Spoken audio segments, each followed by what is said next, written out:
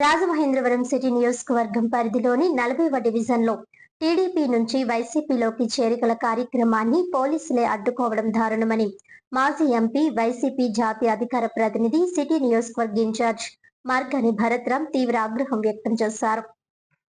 Rajamahendravaram 40వ division Krishna Nagar లో TDP నాయకుడు కొల్లి నాని 300 మంది అనుచరులతో వైసీపీలో చేరేందుకు ఏర్పాటు చేసిన కార్యక్రమం ఉద్రిక్తంగా మారింది.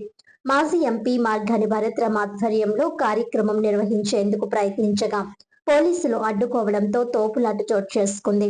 మార్గాని భరత్రాం ను పోలీసులు అరెస్ట్ చేసి 3 టౌన్ పోలీస్ స్టేషన్ కు తరలించారు. మాజీ రాజ్యసభ సభ్యుడు Pilli Subhash Chandrabose, YCP Rajamahendravaram parliament in-charge doctor Gooduri Srinivas, మాజీ ఎమ్మెల్యే రుడా చైర్మన్ రౌతు సూర్యప్రకాష్ రావు పోలీసుల తీరుపై ఆగ్రహం వ్యక్తం చేశారు. వైసీపీ నాయకులు, కార్యకర్తలు ప్రభుత్వానికి, పోలీసులకు వ్యతిరేకంగా నినాదాలు చేశారు.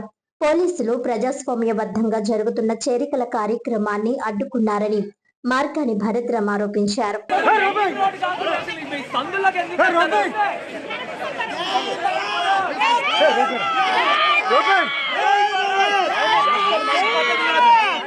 మంచి పద్ధతి కాదు అసలు.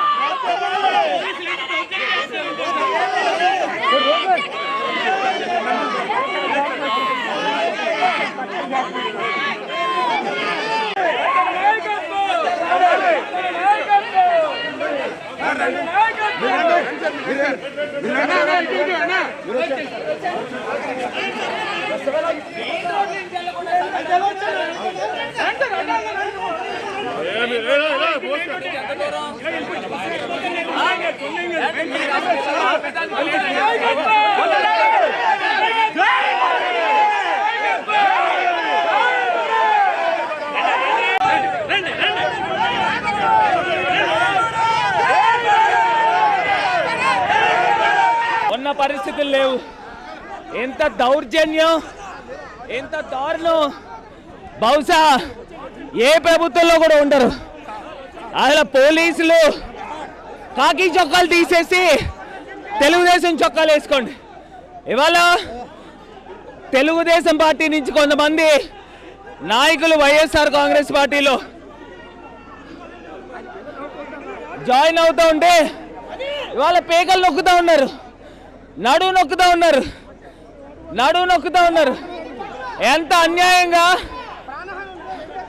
దౌర్జన్యంగా ఇవాళ 307 కేసులు ఉన్నాయి. ఒకసారి ఆగండి వస్తాను.